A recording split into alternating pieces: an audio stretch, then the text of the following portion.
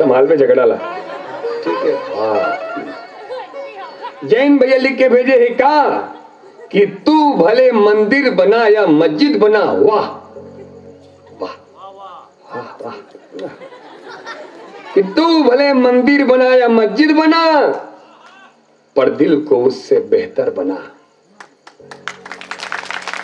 कि तू भले मंदिर बना या मस्जिद बना, पर दिल को उससे बेहतर बना।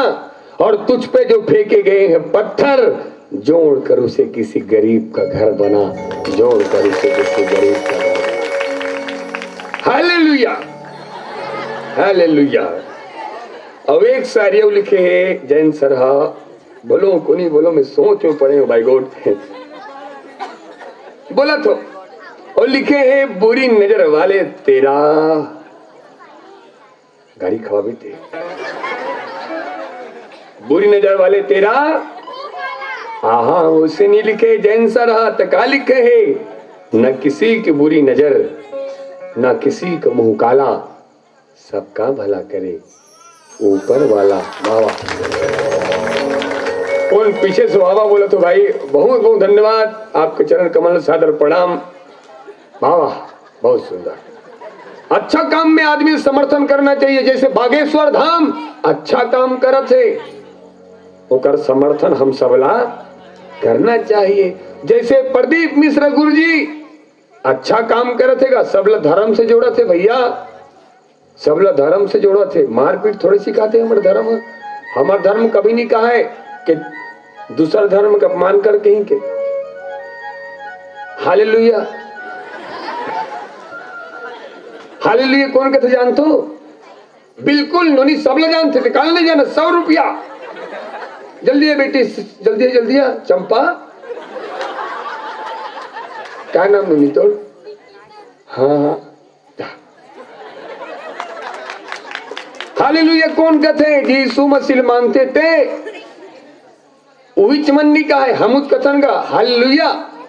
हमारी प्रार्थना पूरी हो, आपकी जय हो।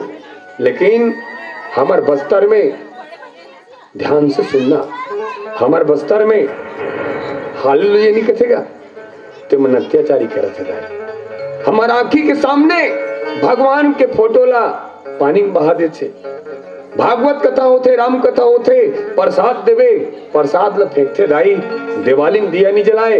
इतना अत्याचारी कौन है? कोई हालेलुया वाले मना। और निवेदन करो, मैं 3 साल ले बाइबिल कोर्स करे होगा, बाइबिल पढ़े हो महुआ। बाइबिल में कोनो जगह ये नहीं लिखा है कि दूसरा धर्म का अपमान करके ही के, वो तो भगवान रीस गया ईसा मसीह, ओकर शक्ति आज भी है। लेकिन वो अत्याचारी करे थे पास्टर मन। पास्टर मतलब समझा तो का, उकर गुरु जी, हमारे में गुरु का था, उकर में पास्टर कहे थे। अत्याचारी करा थे और सबो पास्टर के बात नहीं करूं दाई। हम राम जी की जय नहीं करे, प्रसाद ल फेंकते, और हमन तो ईसा मसीह की जय, अल्लाह की जय। हम तो सब धर्म के सम्मान करथन। काबर हमर गुरु स्वामी रामभद्राचार्य महाराज जी कभी ये नहीं कहे है कि ते दूसर धर्म के अपमान कर, न हमर धर्म के दूसर धर्म के अपमान कर। हम तो आज भी कथन ईसा मसीह भगवान की जय, अल्लाह भगवान की जय। लेकिन हमर मन से ओ मल्ला सीखना चाहिए, जैसे हम उकर सम्मान करथन वह मल्ला हमर सम्मान करना चाहिए। तब तो एकता हो ही गा निगा। हम इच मन सम्मान करबो, वो मन कालर धर के खींचत रही, प्रसाद ला फेंकत रही, भगवान के फोटो फेंकत रही, कैसे बनी बता? Hallelujah hallelujah. बुरी नजर वाले तेरा मुंह काला नहीं लिखे, कान नहीं लिखे भैया। हाँ, ना किसी की बुरी नजर, ना किसी का मुंह काला, सबका भला करे ऊपर वाला, सबका भला करे ऊपर वाला। प्रेम से बोलो ईसा मसीह भगवान की।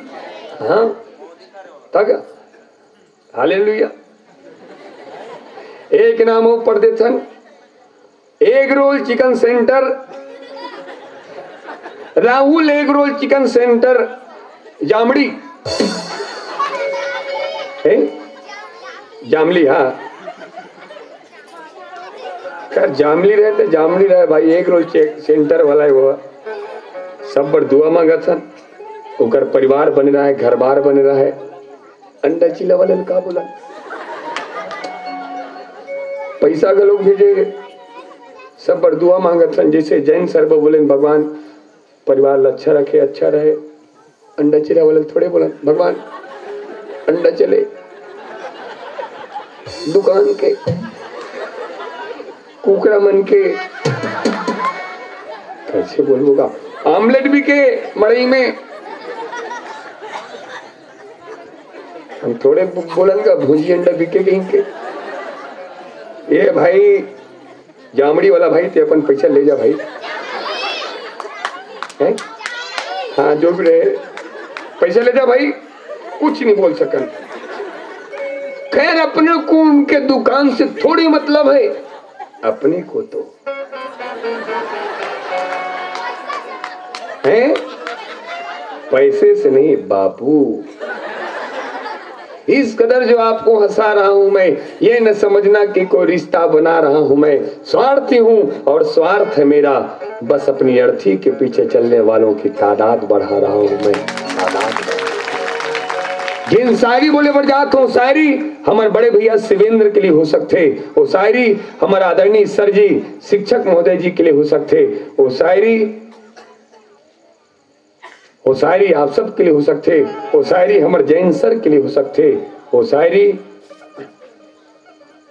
कैमरा वाला के लिए हो सकते, माइक वाला के लिए हो सकते, वो शायरी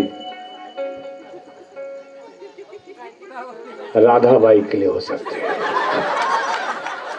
वो शायरी लोकेश्वरी के लिए हो सकते।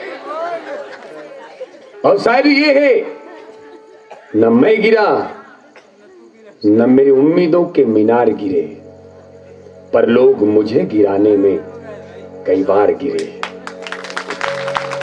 न मैं गिरा न मेरी उम्मीदों के मीनार गिरे, पर लोग मुझे गिराने में कई बार गिरे। और सवाल जहर का नहीं हो तो मैं हंसते हुए पी गया, लेकिन लोगों को तकलीफ तो तब हुई जब मैं जहर पी के भिजी गया, जहर पी के भिज गया। अंडा चिला वाला भैया, भगवान आपके साथ कुछ भी करे, अपने को तो हाथों दाई पैसा बोलते, पैसा ये बोलते का कहते ते मुलाज बचा के रखो बेटा, तमे तोला काली बचा के रखो। ते मुलाज बचा के रख में दादू, तमे तोला काली बचा के रखूं। काली कब? जब परिवार में संकट ही, परिवार में विपत्ति ही। ये पैसा कैसे? जब विपत्ति आते बेटा तो बड़े से बड़े हस्ती के बस्ती मिट जाते, बड़े से बड़े संपत्ति वाला खाक हो जाते। ऐसे तो पैसा कैसे का? हालांकि मैं भगवान नहीं हूँ, हालांकि मैं भगवान नहीं हूँ, लेकिन जब अपनी औकात पे होता हूँ तो याद रखना भगवान से भी बढ़कर हो जाता हूँ। ऐसे थी माँ बाप के थे, जद का कमावा था बेटा वो कर उपराहा खर्चा मत कर, उपराहा खर्चा कर बे बेटा। एक दिन ते रोवे और तुर संग तुर माँ बाप रोवे बेटा। जब तुर माँ बाप अस्पताल में भर्ती रही, तबियत खराब हुई बेटा, तब मैं ही साथ दूं।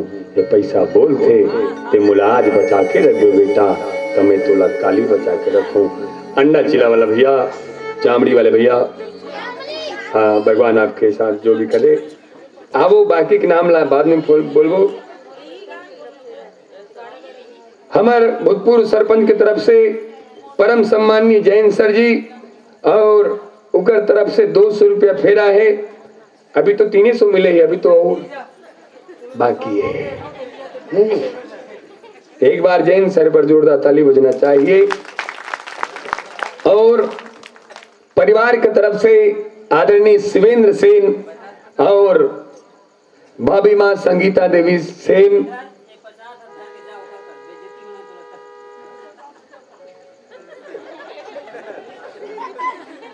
तो मेछा वाला बाबू कुछ पैसा देगा। यादव है ना, यादव बाबू, धन्य यादव परिवार, उकर वंशज में भगवान श्री कृष्ण अवतार लेके आए है। बहुत यादव होगा, भले भगवान नहीं लेकिन यादव है।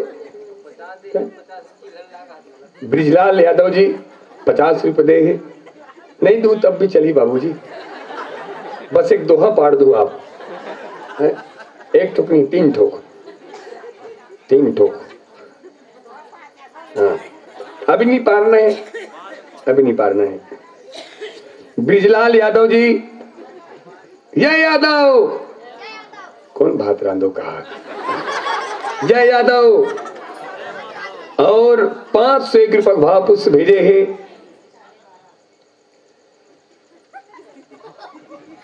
तो बाबूजी देख के आतेगा, दांत टूट गए कहीं के।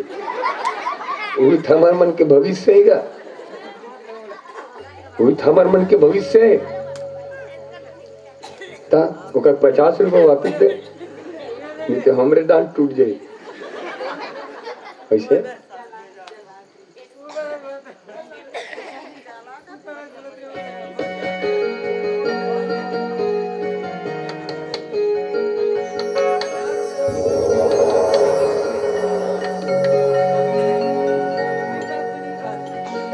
और ये गीत गाए पर जात हूं।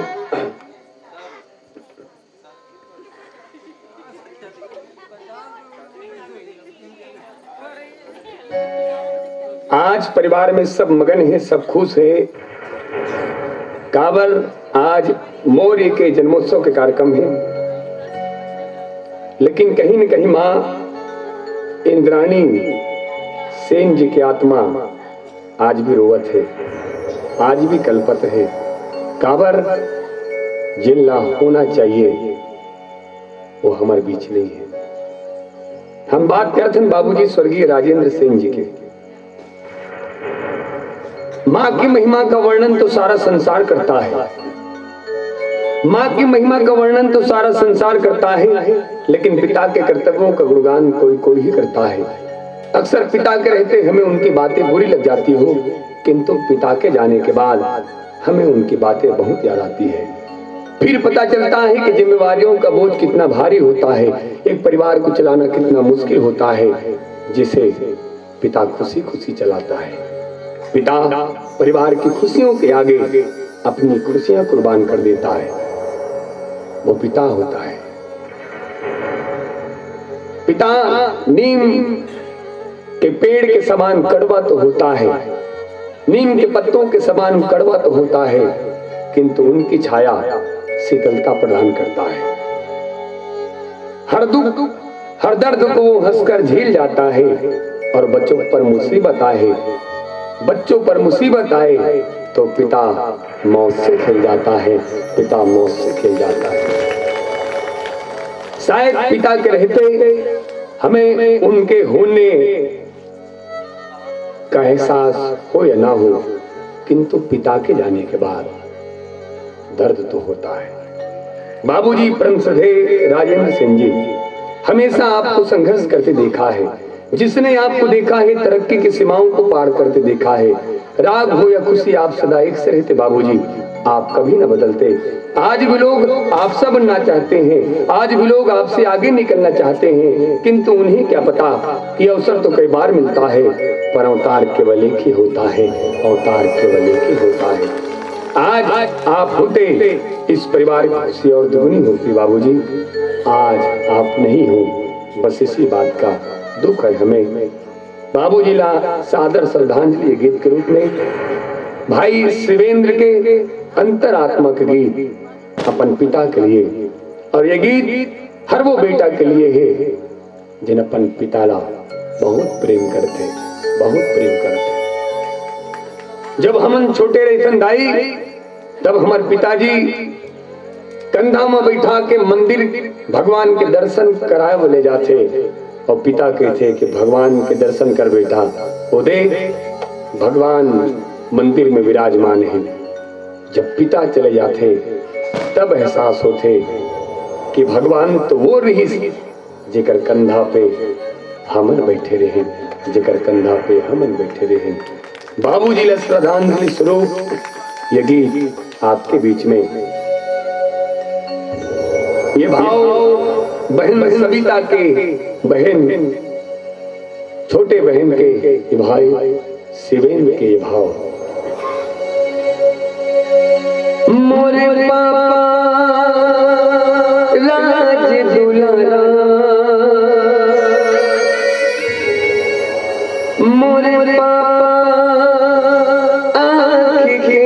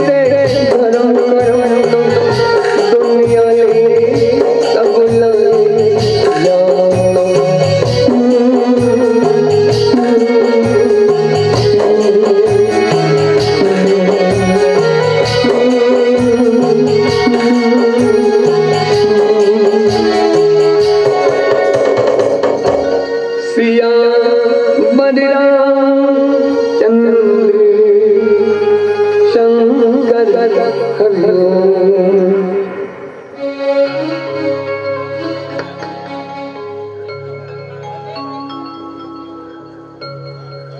एक बार भूपति मन माही भय लानी मोरे सूत नाही। तो महाराज दशरथ जेकर जीवन में कोनो प्रकार के कोई कमी नहीं दीदी हो। देखे में तो यही लगते कि राजा दशरथ के जीवन में कोई कमी है नहीं, पर मनुष्य चाहे कितना ही संपन्नता की बातें क्यों ना करे, मनुष्य चाहे कितना ही पूर्णता की बातें क्यों ना करे, पर प्रत्येक मनुष्य के जीवन में कहीं न कहीं कोई न कोई एक कमी तो अवश्य होती। और राजा दशरथ जी महाराज के जीवन में भी एक ठन कमी रही से दीदी हो, और वो कमी ये रही से कि राजा दशरथ के वंश की वृद्धि करने वाला, कुल्ला आगे बढ़ाने वाला, कुल के दीपक कोई संतान नहीं रही से, कोई औलाद नहीं रही से। ये राजा दशरथ जी महाराज के जीवन के सबसे बड़ी कमी है। और ये केवल महाराज दशरथ के जीवन के सबसे बड़े कमी है, बात ऐसे भी नहीं है। ये हम सब के जीवन के सबसे बड़ी कमी है। आपके पास करोड़ों के संपदा हो, करोड़ों के धन हो, लेकिन वो धन न खाने वाला अगर कोई बारिश ना हो तो वो कोई काम के नहीं देते। तो ये राजा दशरथ जी महाराज के ही जीवन की कमी है, बात ऐसे नहीं है, ये हम सब के जीवन की कमी है। और यही कमी के अफसोस संतान नहीं होए के जो दुख है, जो ग्लानि है, आज से पहले राजा दशरथ ला कई बार हुई सोही, लेकिन चौथापन आने के बाद सबसे ज्यादा हुआ था। एक पीछे बहुत सारा कारण है, जैसे मानवीय वृत्ति, पूर्व जन्म के संस्कार, पर एक कारण ये भी है कि राजा दशरथ के जीवन में घटे हुए घटना। चौथापन में राजा दशरथ के जीवन में ऐसे घटना घटी जिन घटना के चलते राजा दशरथ आज बहुत ज्यादा वेदना होते कि मोर कोनो संतान नहीं है। और वो घटना ये रही से कि महाराज दशरथ और स्वर्ग के राजा इंद्र, ये दोनों के बीच में परम मित्रता रिश्तेदारी, और जब भी मन होवे तो राजा दशरथ इंद्र से मिले खातिर स्वर्ग लोक जाए। अब आपके मन में प्रश्न आ सकते, तो दशरथ जीते जियत जाए हुई कि मरे के बाद जाए हुई? तो बता दो, हम सब अगर स्वर्ग जाना पड़ी ना तो पहली तो मरे बर लगी। और दशरथ जी में वो योग्यता रही से कि वो सदैव स्वर्ग जाए।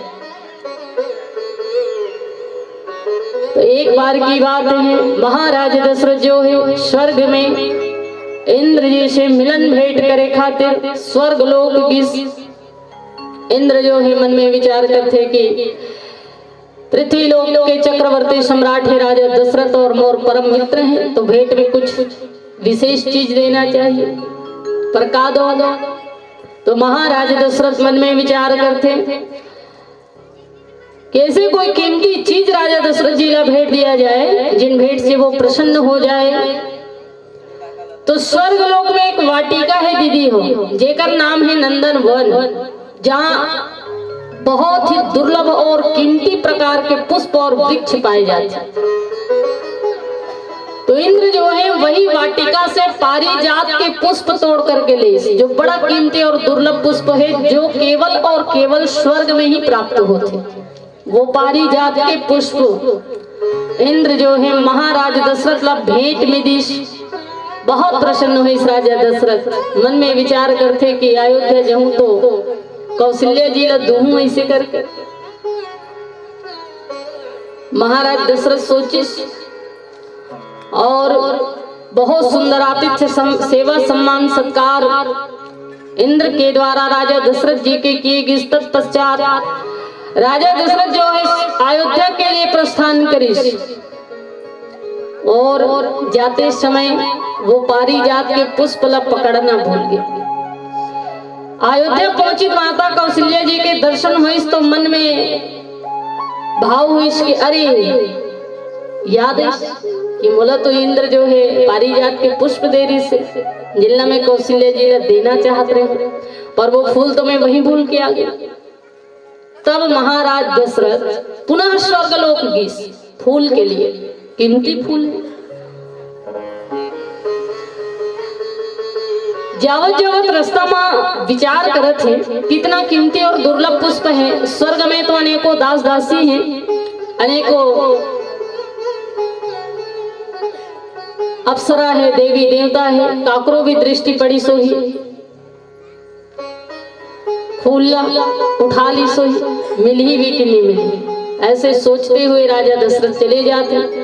स्वर्ग में पहुंचे तो अद्भुत घटना दीदी हो। जिन जगह महाराज दशरथ जो है पारिजात के पुष्पला छोड़ के आ रही से, वो फूल वहीं के वहीं पड़े रही से, कोनो यहाँ से वहां तक नहीं करी। बहुत आश्चर्य हुई इस राजा दशरथ ला कि स्वर्ग में अनेकों देवी देवता दास दासी है, काकरो तो नजर पड़ी सोही, पर कोनो ये फूल ने उठे इसका बर नहीं, कोई यहाँ से यहाँ तक नहीं करी। कारण का है? दास दासी मन बुलाएगी, पूछेगी।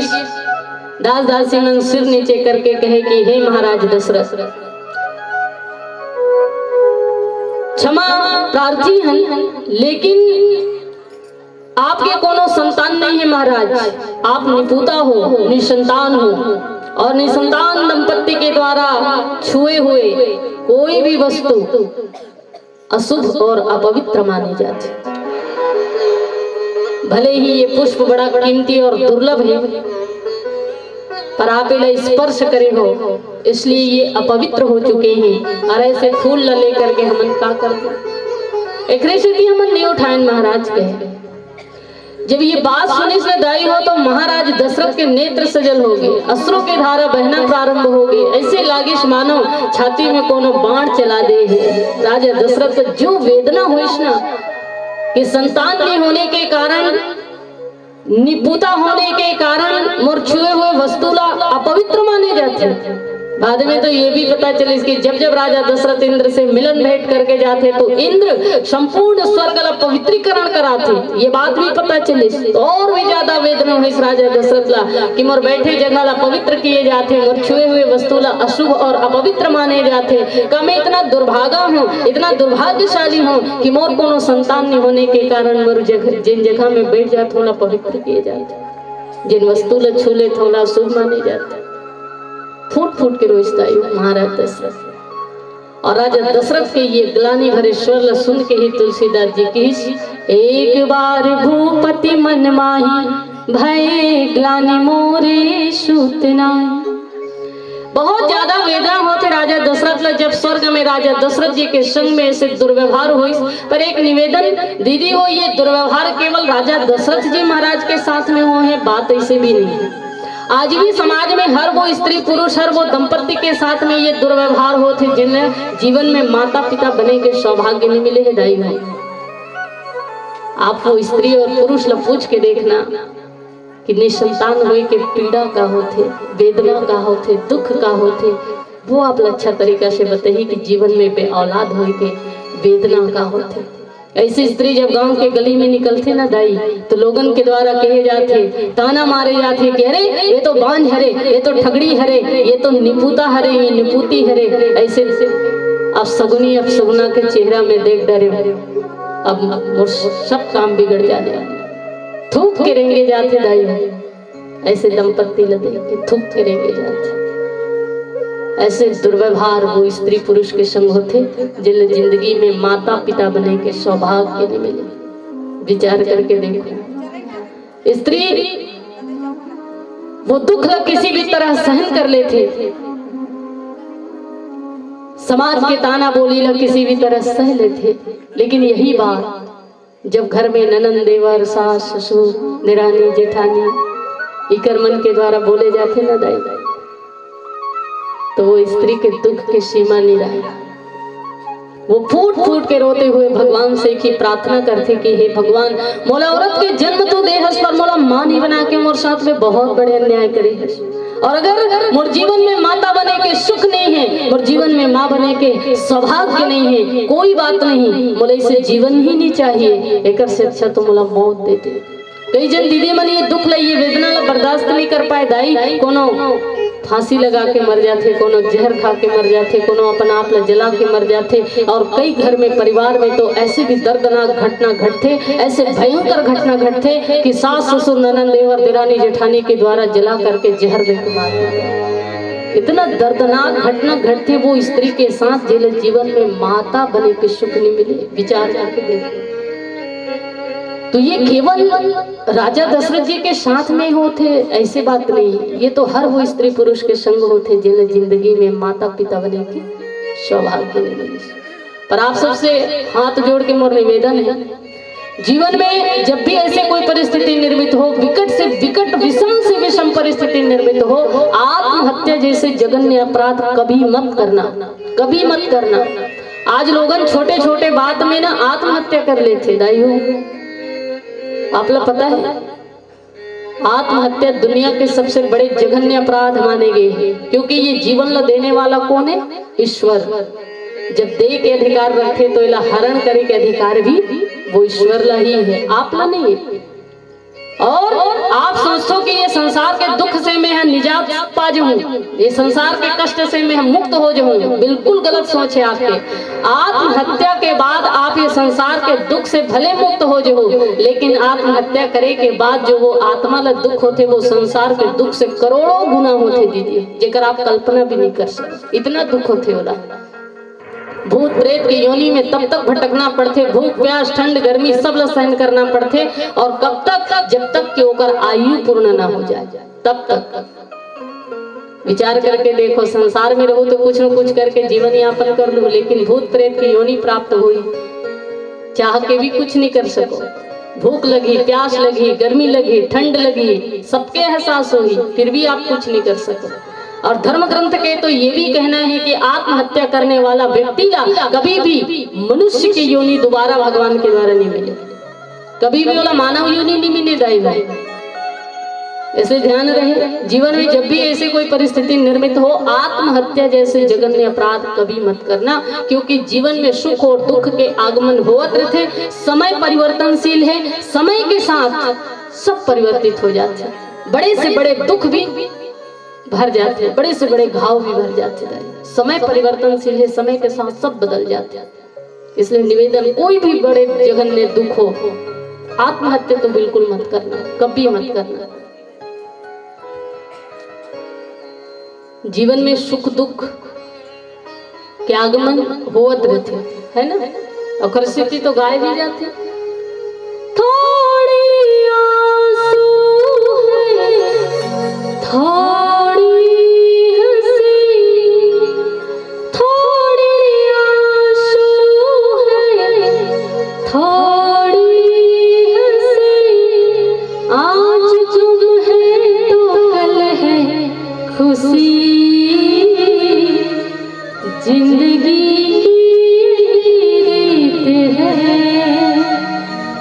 हार के बाद ही जीत है,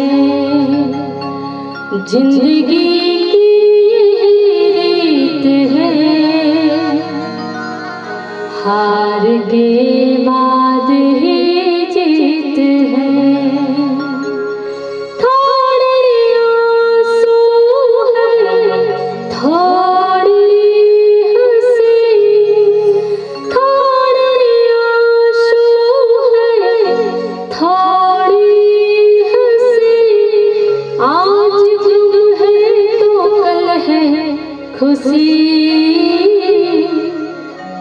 जिंदगी की रीत है, हार के बाद ही जीत है, जिंदगी की रीत है, हार के बाद ही जीत है। तो जीवन में सुख और दुख के आगमन होते रहते, हर परिस्थिति में अपन आप ला समभाव में रखना जाने सीखे। और एक और निवेदन, अगर यहाँ ऐसे कोई दंपत्ति विराजमान हो जेकर कोनो संतान नहीं है, तो मोर बात ला ध्यान दे के सुनना। आजकल धर्म ग्रंथ के अध्ययन नहीं कर पाते हैं, पुस्तक तो बहुत पढ़थन, ज्ञान बहुत अर्जन करथन, पर धर्म ग्रंथ के अध्ययन करे बर हमारे पास समय नहीं। और दुर्भाग्य के विषय ये है कि जानकारी के अभाव होने के कारण ही हमारे द्वारा आत्महत्या जैसे जघन्य अपराध हो जाते। पर आपने पता है धर्म ग्रंथ में दुनिया के समस्त समस्या के समाधान बताए गए। ऐसे कोई समस्या नहीं हुई जेकर समाधान धर्म ग्रंथ में ना हो। एक बार अध्ययन करके देखो दीदी हो, अगर ऐसे दाम्पत्य यहाँ विराजमान हैं जिकर कोनो संतान नहीं है, भैया हो दीदी हो, आपसे हाथ जोड़ के निवेदन करना चाहता हूँ, आप जैसे निसंतान दंपत्ति के लिए भी हमारे धर्म ग्रंथ में बहुत सुंदर 2 विकल्प दिए गए, 2 उपाय दिए गए। ध्यान दे के सुनना। और अगर ऐसे दंपत्ति आपके परिचय में हो तो निवेदन है बोला जरूर बताना। हमारे धर्म ग्रंथ में निसंतान दंपत्ति के लिए 2 विकल्प दिए गए हैं, 2 उपाय बताए गए हैं। जिनमें प्रथम विकल्प है कोई भी मातृपितृहीन अनाथ बेटी या बेटा ला आप गोद ले लीजिए, आप ला संतान सुख के प्राप्ति हो ही और वो बच्चा ला माता पिता के आश्रय मिल जाए। और जन्मदाता बच्चा के द्वारा जब हमार मृत्यु होते पिंडदान श्राद्ध क्रिया पितर श्राद्ध तर्पण श्राद्ध या जो भी धार्मिक अनुष्ठान हमार निमित्त किए जाते, ये समस्त के फल जैसे हमला प्राप्त होते, वैसे ही गोद लेने वाला बच्चा के द्वारा भी अगर ये समस्त क्रिया किए जाए तो वो भी हमला पितर के रूप में प्राप्त होते दीदी। तो जन्मदाता बच्चा से जो फल मिलते वही फल गोद लेने वाला बच्चा से भी मिलते। इसीलिए धर्मशास्त्र कहते कि अगर आपके कोई संतान नहीं है तो कोई भी बेटी बेटा आप गोद ले लीजिए, क्योंकि दोनों से फल वही मिलना है, जन्मदाता हो चाहे गोद लेने वाला बच्चा हो। अब ये बात ना मैं नहीं कहा था भाई, ये धर्मशास्त्र के कहना है। और धर्म ग्रंथ कभी मिथ्या भाषण नहीं कर सके दीदी, धर्म ग्रंथ कभी असत्य वाचन नहीं कर सके। इसलिए निवेदन, आपके कोई संतान नहीं है तो कोई भी बेटी बेटा जेकर माता पिता नहीं है, ऐसे बेटी बेटा ला गोद ले लो, आप ला संतान सुख के प्राप्ति हो ही बोला, माता पिता के स्नेह दुलार और साया प्राप्त हो जाए। कितना सुंदर बात है। और गोद लेकर के आप जीवन खुशहाल बना सकते, आत्महत्या करे के कोई बात ही नहीं। लेकिन अगर आप कोई कारणवश आपके कोई व्यक्तिगत समस्या है, निजी समस्या है, पारिवारिक समस्या है, सामाजिक समस्या है या जो भी समस्या है, जिन वजह से आप कोई बेटी या बेटा ला गोद ले में समर्थवान नहीं हो, तो आपके लिए एक दूसरा विकल्प भी हमारे धर्म ग्रंथ में दिए गए और वो बहुत सरल और सहज है, जिले हर दंपत्ति कर सकते। अगर आप कोई बेटी बेटा लोग गोद ले में सामर्थ्यवान नहीं हो तो दूसरा उपाय धर्मशास्त्र में बताए गए हैं कि निसंतान दंपत्ति ला जितना हो सके फलदार वृक्ष लगाना चाहिए। क्या लगाना चाहिए? फलदार वृक्ष। जन्मदाता बच्चा, गोद लेने वाला बच्चा से जो फल की प्राप्ति होते वही फल की प्राप्ति वृक्ष लगाए से भी होते, पेड़ लगाए से भी होते। इसलिए निसंतान दंपत्ति ला पेड़ लगाना चाहिए, अपन संतान की तरह होकर देखभाल करना चाहिए और पेड़ लगाए से भी वही फल प्राप्त होते। और दूसरा बात दीदी हो, अगर आपके कोई संतान नहीं है तो दुखी होए की आवश्यकता इसलिए भी नहीं है काबर कि आज आप समाज में देखत हो जेकर बेटा है जेकर बेटी है वह मन ज्यादा खुश नहीं है ना।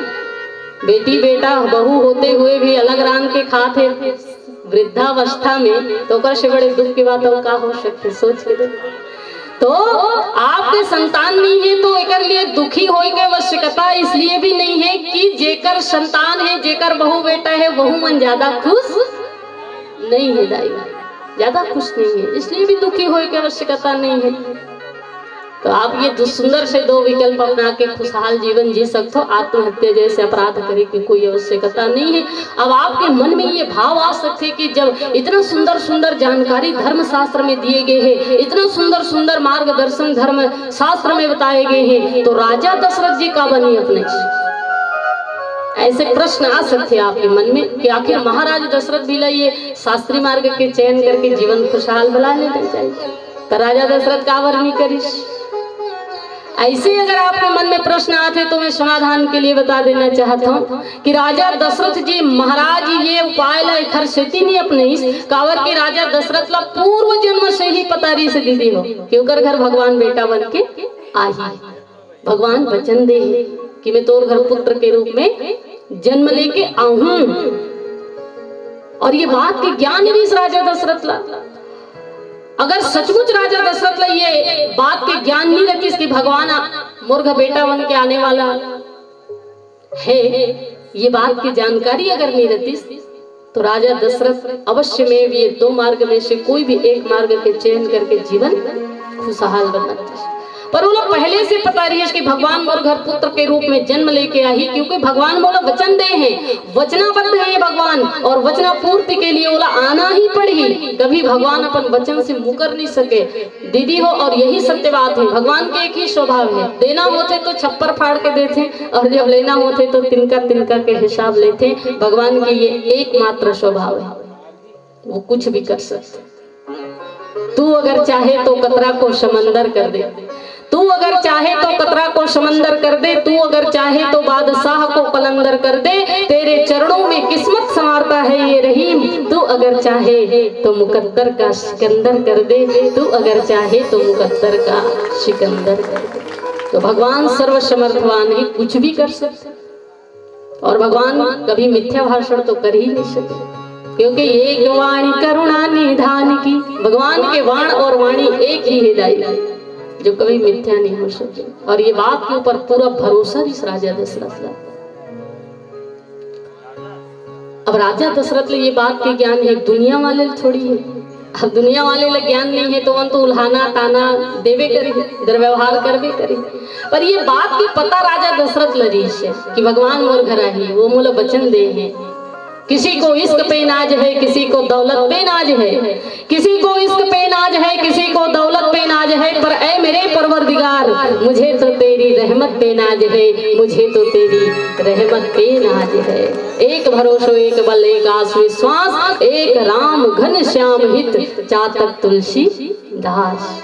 ये भरोसा राजा दशरथ के जीवन में भगवान के वचन के प्रति रीस, क्योंकि भगवान एक बोलिया दाई हो, देना होते छप्पर फाड़ के देते, लेना होते तो तिनका तिनका हिसाब लेते। थूकलोल चाट लेना ये मन के स्वभाव है, कहे हुए बात से मुकर जाना गा वही लत कथे का, जुबान दे के जिन बात से मुकर जाए वही थूकलोल चाट ले इसकी थी सियाना। तो ये मनुष्य के स्वभाव है, ईश्वर के नहीं।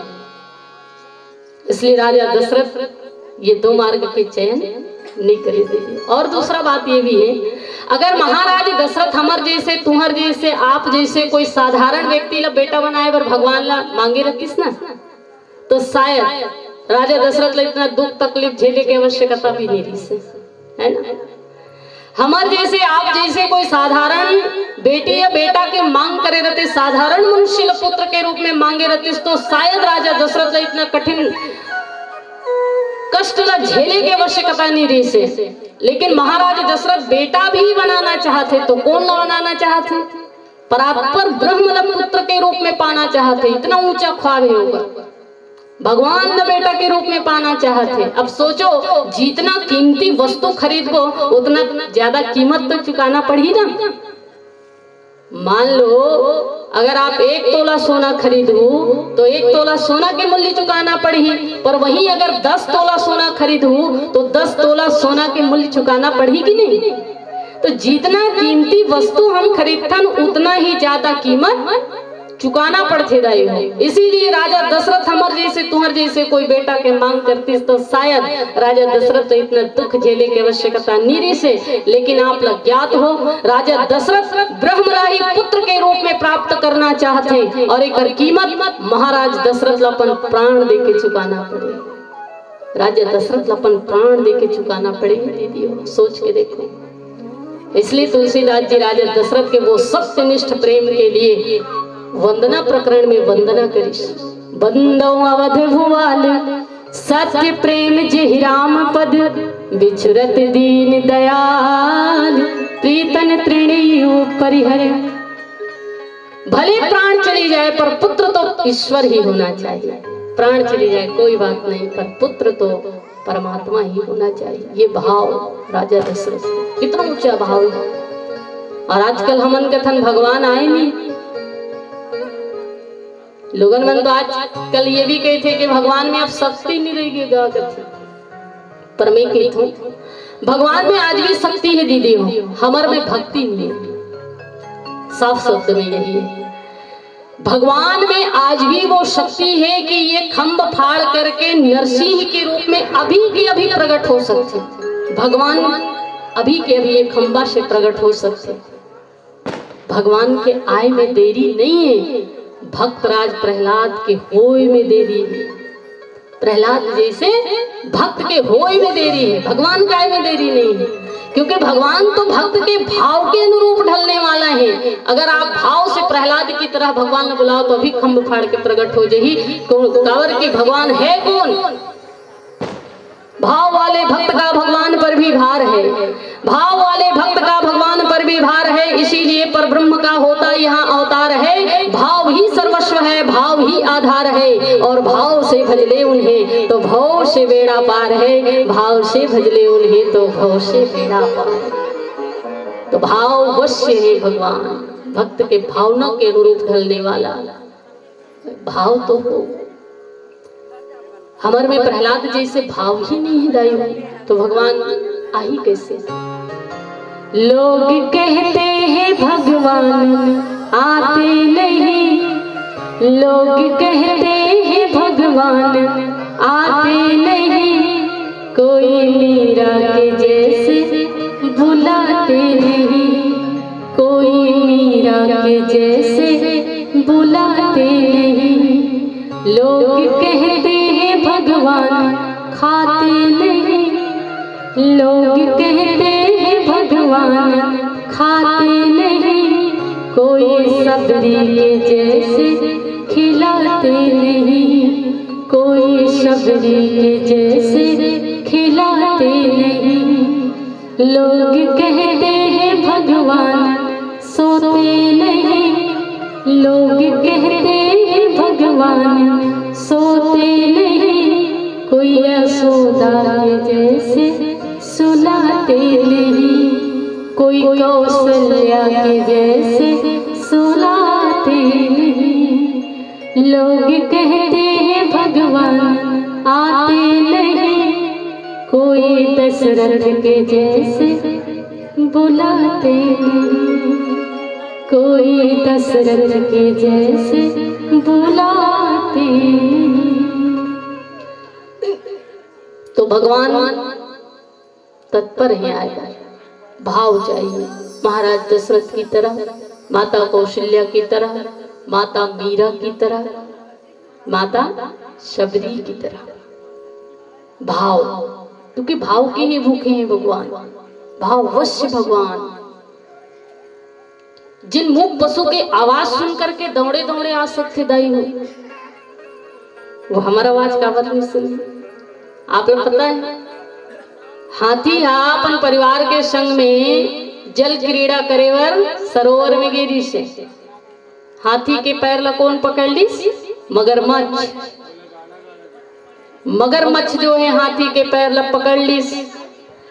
गज और ग्राह लड़े जल भीतर लड़त लड़त गजहारायण श्रीमन नारायण नारायण नारायण। गजराज जो है तकलीफ में कष्ट में पीड़ित होकर के भगवान नारायण ने याद करिस कि हे नारायण त्राही माम, भगवान रक्षा करो रक्षा करो।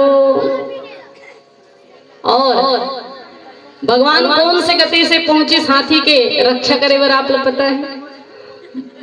ये संसार में वायु के गति से भी तेज गति हमार मन के है ना, वायु से भी तेज गति हमार मन की गति है, और मन की गति से भी तेज मूक पशु भी अगर पुकारे चाटी के पांव